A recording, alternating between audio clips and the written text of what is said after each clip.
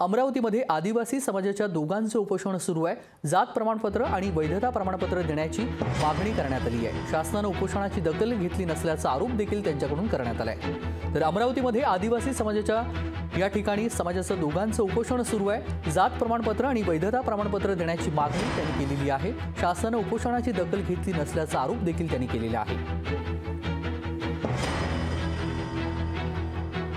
तर अमरावतीमध्ये हे उपोषण सुरू आहे।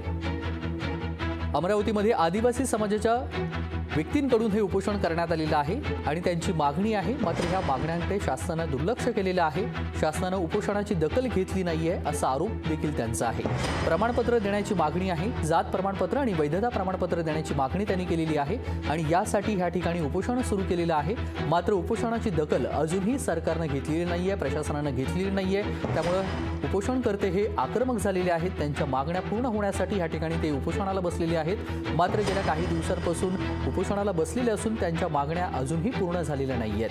शासनाने उपोषणाची दखल घेतली नसल्याचा आरोप देखील त्यांच्यावरती करण्यात आलेला आहे। त्यामुळे त्यांच्या मागण्या ह्या कधी पूर्ण होणार हे पाहावं लागेल। अमरावतीमध्ये आदिवासी समाजाच्या व्यक्तींकडून हे उपोषण सुरू आहे। जात प्रमाणपत्र आणि वैधता प्रमाणपत्र देण्याची मागणी त्यांनी केलेली आहे आणि या सगळ्या संदर्भात सविस्तर माहिती जाणून घेऊया। थेट अमरावतीमधून सूरज दहाट आमचे प्रतिनिधी जोडले गेलेले आहे। सूरज, आपण पाहतोय आदिवासी समाजाच्या वतीने हे उपोषण सुरू आहे, काय मागण्या आहेत आणि पुढचं पाऊल त्यांचं नेमकं कसं आहे? अधिवेशन सुरू आहे, मात्र त्यांचं म्हणणं आहे की उपोषणाची अद्याप ही दखल घेतली गेलेली नाहीये।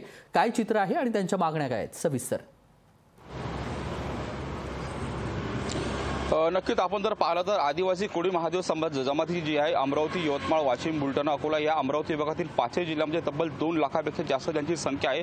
मात्र त्यांना जात प्रमाणपत्र दिला जात नाही असा आरोप त्या वतीने करण्यात आलेला आहे। आपण जर पाहिलं तर गेल्या 14 दिवसापासून जे आहे की अमरावतीच्या विभागीय आयुक्त कार्यालयासमोर राजेंद्र जुवार आणि गजानन सुनीकर यांच्या 2 लोकांचं आमरण उपोषण चालू आहे। मात्र तरी देखील प्रशासनाच्या वतीने त्यांची दखल घेतली जात नाही। सध्या नागपुरामध्ये हिवाळी अधिवेशन चालू आहे। यामध्ये जर पाहायला गेलं तर आतापर्यंत त्यांनी 4 असे मोठे मोर्चे काढले होते, मात्र तरी देखील त्यांना बेदखल करण्यात आलेला आहे। आपल्यासोबत उपोषण करते त्यांची प्रकृती देखील खालावली आहे, कारण का मागील 14 दिवसापासून त्यांनी जे आहे जे अन्नत्याग केलेला आहे, त्यांच्या पोटात अन्नाचा एकही कण नाही, आता जलत्याग सुद्धा करण्याचा इशारा त्यांनी दिलेला आहे। मला सांगा काय नेमकी भूमिका, काय मागण्या आहे तुमच्या?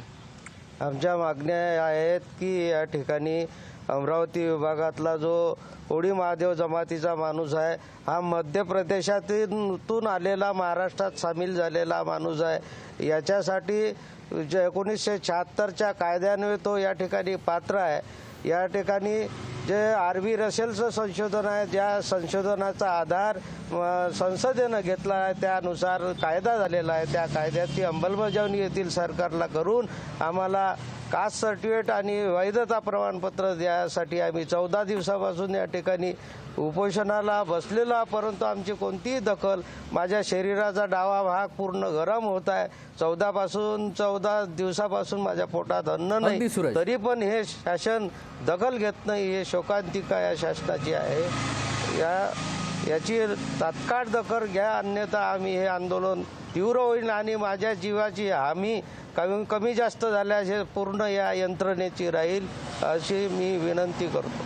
नक्कीच आपण जर पाहिलं तर त्यांच्या माझ्या जीवाचं कमी जास्त जर झालं तर याला प्रशासन जबाबदार राहील अशी जी भूमिका उपोषणकर्त्यांनी घेतलेली आहे। तेजस, अगदी अमरावती आदिवासी कोळी महादेव जमातीचं दोघांचं 14 दिवसांपासून ह्या ठिकाणी उपोषण सुरू आहे। धन्यवाद सूरज, आपण दिलेल्या सविस्तर माहितीसाठी।